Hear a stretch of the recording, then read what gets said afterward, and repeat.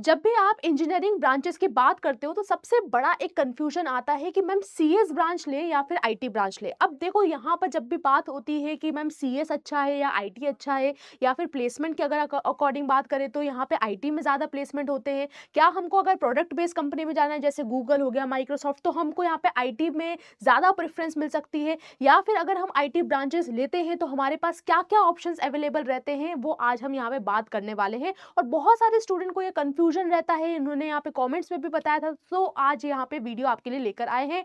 My name is संस्कृति मिश्रा और आज हम यहाँ पे बात करने वाले हैं ऑल अबाउट आईटी ब्रांच या आईटी इंजीनियरिंग, जिसमें हम यहाँ पे बात करेंगे किस सब्जेक्ट को आप पढ़ने वाले हो, इसी के साथ में आपके यहाँ पे क्या प्लेसमेंट रहने वाली है और क्यों डिफरेंस है और क्या डिफरेंस है सीएस और यहाँ पे आईटी ब्रांच में। सबसे पहली चीज जब मैं बात करती हूँ यहाँ पर, सबसे पहले हम यहाँ पे बात करते हैं कि मैम मार्केट ओवरव्यू या फिर यहाँ पे ग्रोथ की। तो हमेशा यहाँ पे जब भी हमारे यहाँ पे आईटी ब्रांच की बात आती है तो सबसे मेन चीज़ है कि मैम आईटी ब्रांच एक ऐसी है जो कि इंडिया में अभी बहुत बूम कर रही है। आप हर जगह देख रहे होंगे कि आईटी इंडस्ट्री यहाँ पर बहुत ज़्यादा, यहाँ पे जितने भी स्टूडेंट्स हैं वो आजकल यहाँ पे आईटी सेक्टर में ही जा रहे हैं, पहली चीज़। दूसरी चीज़ यहाँ पर अगर मैं बात करूँगी तो आप यहाँ पे जैसे ईसीई जो हमारी यहाँ पे बहुत ही पॉपुलर एक ब्रांच है, जैसे कि सीएसई की मैं बात करूँगी वो भी एक पॉपुलर ब्रांच है। वैसे ही आईटी एक यहाँ पे थर्ड ब्रांच होती है जो कि मोस्ट पॉपुलर ब्रांचेस में से एक है। इसी के साथ में अगर मैं बात करूँगी कि आपका यहाँ पे ग्रोथ की या मार्केट स्केल की, तो आप देख सकते हो कि मैम जिसमें आपको एम्प्लॉयमेंट की मैं बात करूँगी तो सबसे ज़्यादा एम्प्लॉयमेंट आपको यहाँ पे आईटी सेक्टर में ही मिलते हैं। इसी के साथ में अगर मैं डिमांड की बात करूँगी तो डिमांड आपकी बहुत ज़्यादा रहती है। जैसे अगर क्लाउड आप कंप्यूटिंग करना चाहते हो, क्या आप डेवलप में अपना यहाँ पे फ्यूचर बनाना चाहते हो, इसी के साथ में अगर आप यहाँ पे आईटी इंजीनियर बनना चाहते हो, सॉफ्टवेयर डेवलपर बनना चाहते हो, तो इसकी हाई डिमांड रहती है आज के टाइम पर। तो सबसे पहली चीज़ ये बहुत अच्छा स्कोप है, अगर आप चाहते हो आईटी में तो आप जा सकते हो। लेकिन मैम सबसे बड़ा एक कंफ्यूजन आता है, दोनों में डिफरेंस क्या है? सीएससी भी वही है और आईटी भी वही है, लेकिन दोनों में फिर डिफरेंस क्या है, इसको भी हम यहाँ पे आगे इस वीडियो में कवर करने वाले हैं। इसके बाद में आता है मैम सेमेस्टर्स में, जब हम यहाँ पे सेमेस्टर वाइज देखते हैं कि मैम आईटी इंजीनियरिंग में हम क्या क्या पढ़ते हैं, तो पहली बात कि सेमेस्टर 1 और सेमेस्टर 2 में बहुत बेसिकली आपके यहाँ पे सेम सिमिलर ही सब्जेक्ट्स होते हैं। जैसे कि अगर मैं यहाँ पे बात करूंगी इंजीनियरिंग, मैथमेटिक्स हो गया, फिजिक्स हो गया, केमिस्ट्री हो गया, इलेक्ट्रिकल एंड इलेक्ट्रॉनिक्स हो गया है, प्रोग्रामिंग लैंग्वेज हो गई है, ये सारी चीज़ें आप पढ़ते हो। आप यहाँ पे सीएससी में पढ़ते हो और यहाँ पे आप आईटी में भी पढ़ते हो। अगर मैं यहाँ पे थर्ड ईयर और फोर्थ ईयर की मैं बात करूँगी तो फोर्थ ईयर और थर्ड ईयर में भी जैसे डेटा स्ट्रक्चर टॉपिक हो गया, एल्गोरिदम हो गया, ओके। बट अब इसको हम थोड़ा सा और देखने वाले हैं। जैसे कि अगर हम यहाँ पर बात करूँगी सीएससी में, तो सीएससी में ना एल्गोरिदम, डेटा स्ट्रक्चर में बहुत ज़्यादा फोकस करा जाता है, ओके। लेकिन अगर यहाँ पे बात करेंगे तो यहाँ पर आपका बेसिक बात करी जाती है कि डेटा स्ट्रक्चर, एल्गोरिदम, यहाँ पे ऊप्स का कॉन्सेप्ट, जावा हो गया, डिस्क्रीट मैथमेटिक्स हो गया, डिजिटल लॉजिक हो गया, डीबीएमएस हो गया, ऐसे सब्जेक्ट्स पे यहाँ पे ध्यान दिया जाता है। ये हो गया आपका थर्ड और फोर्थ ईयर में आपको ये चीज पढ़ाई जाती है। इसके बाद आता है आपका फिफ्थ और सिक्स सेमेस्टर। फिफ्थ और सिक्स सेमेस्टर यहाँ से स्टार्ट होता है थोड़ा सा आपका यहाँ पे टेक्निकल सब्जेक्ट। अब देखो टेक्निकल बात कर रहे हैं तो कहीं ना कहीं आपको यहाँ पे ये पढ़ना पड़ेगा, क्लाउड कंप्यूटिंग के बारे में पढ़ना पड़ेगा, साथ ही में आपको यहाँ पे वेब टेक्नोलॉजी के बारे में पढ़ना पड़ेगा, टेस्टिंग के बारे में पढ़ना पड़ेगा। इसी के साथ में आपको यहाँ पर कंप्यूटर नेटवर्क जैसे सब्जेक्ट्स को आपको यहाँ पे हैंडल करना पड़ेगा। तो ये आपको फिफ्थ एंड सिक्स सेमेस्टर में बताया जाएगा। आफ्टर दैट हमारे पास लास्ट सेमेस्टर आते हैं जिसमें हम बात करते हैं सेवेंथ और एट्थ सेमेस्टर में, जिसमें आप यहाँ पे प्रोजेक्ट्स बनाते हो, राइट। आप यहाँ पे मेजर प्रोजेक्ट हो गया, माइनर प्रोजेक्ट पे काम करते हो, साथ ही में आप यहाँ पे जैसे क्लाउड कंप्यूटिंग जैसे सब्जेक्ट हो गए, मशीन लर्निंग जैसे सब्जेक्ट हो गए, डेटा एनालिटिक्स जैसे सब्जेक्ट हो गए, डेवॉप जैसे सब्जेक्ट हो गए, इसको यहाँ पर आप हैंडल करते हो, आप पढ़ते हो। तो अब यहाँ पर ये आपको सेमेस्टर वाइज पढ़ना है, सेमेस्टर वाइज आपके पास होंगे। अब ये सारी चीजें अगर हम देखा जाए तो यहाँ पे सीएस में भी होती है, सीएस में भी आप यहाँ पे डेटा स्ट्रक्चर पढ़ते हो, एल्गोरिदम पढ़ते हो, डीबीएमएस पढ़ते हो, कंप्यूटर नेटवर्क पढ़ते हो, डिस्क्रीट मैथमेटिक्स पढ़ते हो। तो फिर क्या डिफरेंस आ गया, क्या डिफरेंस है आपका यहाँ पे आईटी और सीएस में, इसमें बात करते हैं।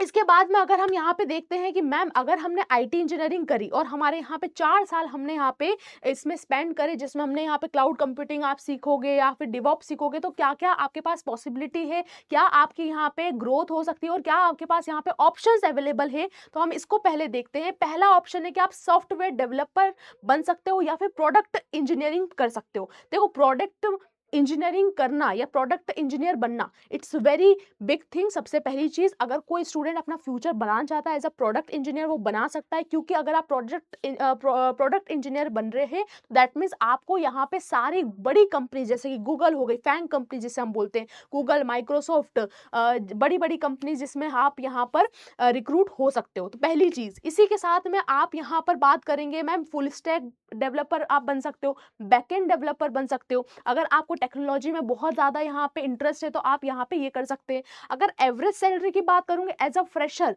तो आपको यहाँ पे 4 से 8 लाख का एवरेज पैकेज मिलता है। अब ये डिपेंड करता है, इस पे हम बात करने वाले हैं कि मैम 4 से 8 लाख तो बहुत कम है। बट देखो, सबसे पहली चीज़ कि अगर आप यहाँ पे टियर 3 कॉलेज से हैं, तो आपको यहाँ पे पता है कि किस तरीके से आज के टाइम पर वहाँ की कंडीशन है। तो आपको ये भी ध्यान रखना है कि अगर आप 4 से 8 लाख का पैकेज ले रहे हो on campus from very 3 tier या 3 टियर सॉरी कॉलेज से, तो आपको यहाँ पर अच्छा पैकेज मिल रहा है।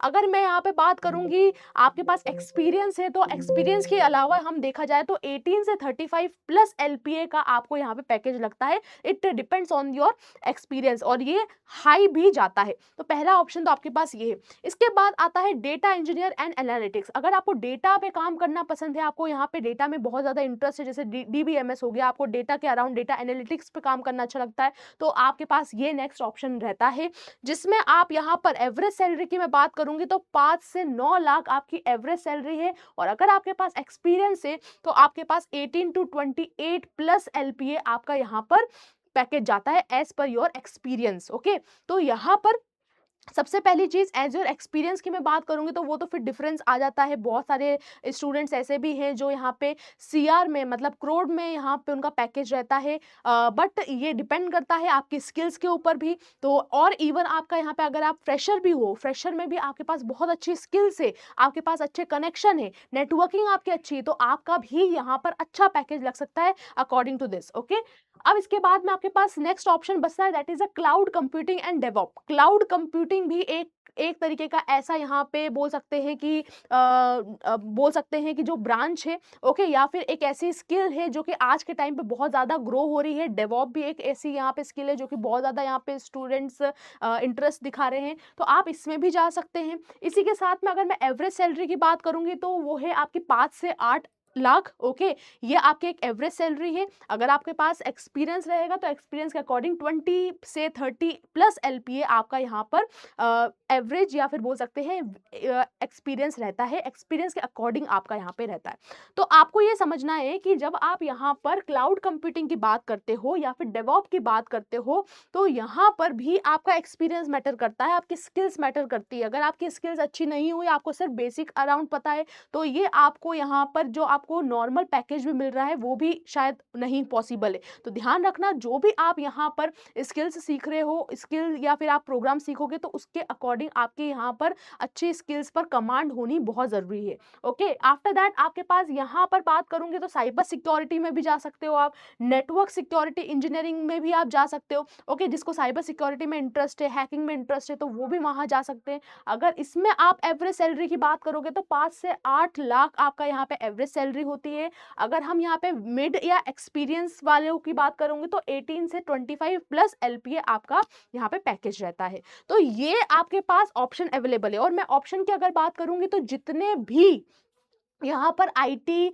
सेक्टर में और भी ऑप्शंस है, आप सभी में जा सकते हो। देयर इज नथिंग लाइक कि सिर्फ आप इन्हीं सब में जा सकते हो। आप इसके अराउंड भी, आपको अगर यहाँ पे एआई इंजीनियर बनना है तो भी आप जा सकते हो। बट अब यहाँ पे जब मैं एआई इंजीनियर या एमएल इंजीनियर की बात करती हूँ ना, तो इसके लिए रिसर्च, ये एक तरीके का रिसर्च होता है, और रिसर्च में ज़्यादा आपको थियोरिटिकल पढ़ना पड़ता है। जब मैं यहाँ पे आईटी इंजीनियरिंग की बात करती हूँ तो आईटी यहाँ पे इंजीनियरिंग जो रहता है वो बहुत ज़्यादा प्रैक्टिकल इंजीनियरिंग या प्रैक्टिकलिटी पे यहाँ पे डिपेंड करता है। लेकिन अगर आप यहाँ पे सीएस की बात करोगे ना, वो थोड़ा थ्योरेटिकल होता है, वो रिसर्च बेस्ड होता है। इसीलिए यहाँ पे अगर आप एआई इंजीनियर बनते हो या फिर एमएल इंजीनियर बनते हो तो उसमें यहाँ पे प्रेफर करा जाता है आपको सीएस ब्रांच के लिए। अगर आप यहाँ पे डेवॉप में जाना चाहते हो, क्लाउड में जाना चाहते हो, साइबर सिक्योरिटी में जाना चाहते हो, इथिकल हैकिंग में जाना चाहते हो, ओके, या फिर डेटा एनालिटिक्स में जाना चाहते हो, तो उसके लिए आप यहाँ पे आईटी इंजीनियरिंग कर सकते हो। ओके, तो ये कुछ आपको यहाँ पे ग्रोथ के लिए हाई पेइंग आपके रोल्स आपने देखे।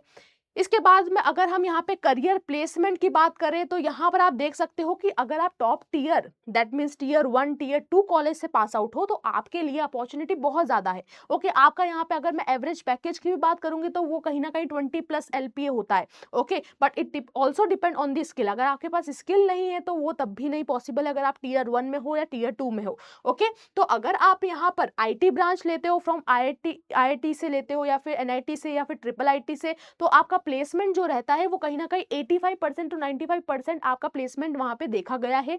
अगर यहाँ पर एवरेज की मैं बात करूंगी तो एवरेज सैलरी मतलब कहीं सिटी वाइज की अगर हम बात करेंगे तो फर्स्ट पर आता है बेंगलोर। बेंगलोर में अगर आप देखोगे 8 से 12 LPA का यहाँ पे एवरेज सैलरी लगती है। ओके, क्यों रहता है उसका डिपेंड करता है क्योंकि वहाँ पे कॉस्ट ऑफ लिविंग बहुत ज़्यादा थोड़ा सा हाई है, तो इस वजह से आपकी यहाँ पर अगर एवरेज सैलरी की बात करूंगी तो 8 to 12 आपका LPA लगता है। इसके बाद में आता है हैदराबाद और पुणे। पुणे और हैदराबाद में कहीं ना कहीं एवरेज सैलरी अगर बात करेंगे तो 7.5 से 10 LPA आपका यहाँ पे एवरेज सैलरी लगती है। अब इसी के बाद में दिल्ली NCR या मुंबई की बात करोगे तो 7 से आपका 9.5 LPA तक रखता है। अब देखो ये जो आपको नंबर दिख रहे हैं ना, ये चेन्नई में अगर मैं बात करूंगी 6.5 से 8.5 LPA, ये आप देख सकते हो। आपको यहाँ पे लग रहा होगा कोई स्टूडेंट ऐसा है जो अभी सोच रहा है कि मैम हम ये IT इंजीनियरिंग ले लेते हैं, हमारा यहाँ पे दैट मीन्स कि हमको यहाँ पे नॉर्मली 8 से 12 लाख तक पैकेज लग सकता है। लग सकता है, मैं आपको डिमोटिवेट बिल्कुल भी नहीं कर रही हूँ, बट मैं आपको एक रियलिटी बता रही हूँ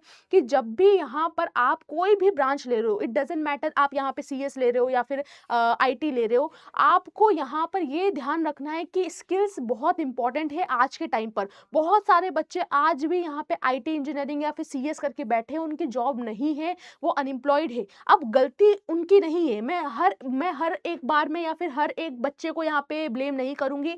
कहीं ना कहीं कोविड का टाइम था, रिसेशन का टाइम था, इसी के बाद में हमको यहाँ पे जिस हम कॉलेज से बिलोंग करते हैं जैसे कि टीयर 3 कॉलेज की बात करूंगी तो वहां पर इतना ध्यान नहीं दिया जाता है स्किल्स पर। वहां पर आपको सेमेस्टर पे ज्यादा ध्यान दिया जाता है, तो उसके अकॉर्डिंग आपको ध्यान रखना है कि आपको अपने ऊपर काम करते रहना है, क्योंकि आज के टाइम पे वही बच्चा जिसका प्लेसमेंट लग रहा है वो वही है जिसके पास अच्छी स्किल्स है। अगर आपके पास स्किल्स नहीं है तो आप यहाँ पे जो ये डेटा देख रहे हो वो भी आप नहीं ले पाओगे। तो इसीलिए अगर आपको ये कोई भी पैकेज लगाना है, दैट मीन्स अगर 4 लाख 5 लाख 6 लाख या 7 लाख किस कुछ भी आपको पैकेज अगर चाहिए तो उसके लिए आपके पास स्किल होना बहुत इंपॉर्टेंट है। ये चीज का ध्यान रखना हमेशा। ओके, अगर मैं टॉप रिक्रूटर की बात कर रही हूँ, जितने भी यहाँ पे प्रोडक्ट बेस्ड कंपनीज होती है जैसे गूगल, माइक्रोसॉफ्ट, ओके, ये सारे यहाँ पे फ्लिपकार्ट या मिंत्रा, ये सारे जितने भी यहाँ पर प्रोडक्ट बेस्ड कंपनी होती है सभी हायर करते हैं IT इंजीनियर को, और यहाँ पे एलिजिबल भी होते हैं। ये भी बहुत अच्छी बात है कि अगर आप यहाँ पे कभी भी देखोगे तो हमेशा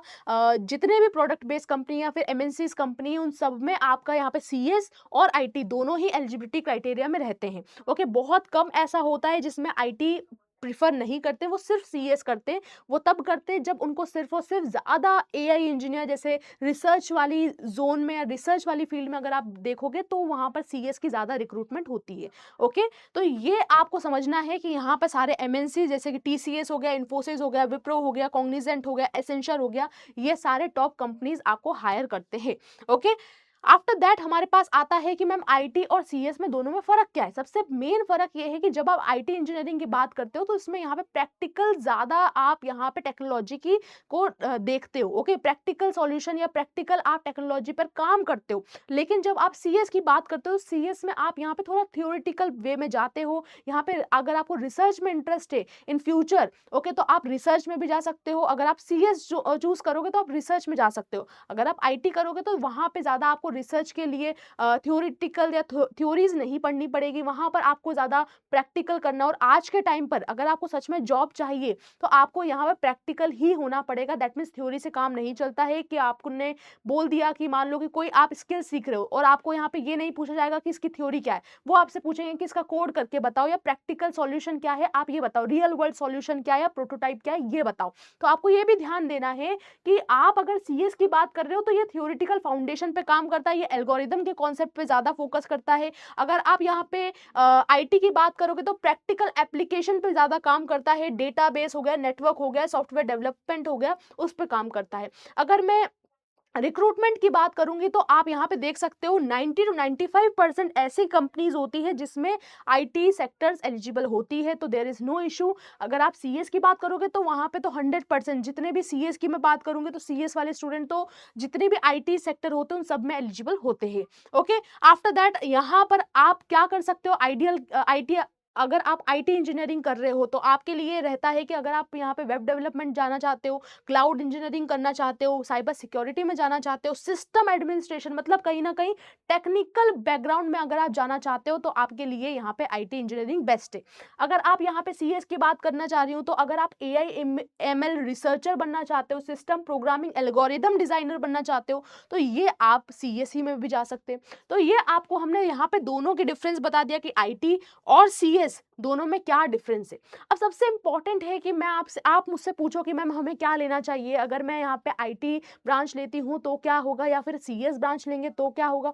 मेरे हिसाब से अगर मैं अपना पॉइंट ऑफ व्यू दूँगी तो दैट मीन्स मेरा पीओवी यही है कि आप कोई भी ब्रांच ले रहे हो, अगर आप सीएस ले रहे हो, आपका आईटी ले रहे हो, पहली बात आपको थोड़ा माइंडसेट अपना स्ट्रॉन्ग करना पड़ेगा कि मैं क्यों ले रही हूँ? क्या मैं मुझे फ्यूचर अपना दिखना चाहिए? अगर आप यहाँ पे रिसर्च करना चाहते हो, अब अगर आप यहाँ पे मास्टर्स करना चाहते हो तो आई विल से कि आप यहाँ पे सीएस ले सकते हो। लेकिन अगर आपको यहाँ पे जॉब चाहिए और आपको यहाँ पे टेक्निकल बैकग्राउंड में ही जाना है तो टेक्निकल बैकग्राउंड के लिए IT is the best. Okay, तो आप यहाँ पर ये सारी चीज़ों को देखिएगा, अपने हिसाब से सोचिएगा और एट द एंड में एक ही चीज़ बोलूँगी कि यहाँ पे स्किल्स बहुत मैटर करती है। कोई भी ब्रांच लीजिए बट स्किल्स आपके पास होगी तभी आपको जॉब मिलेगी।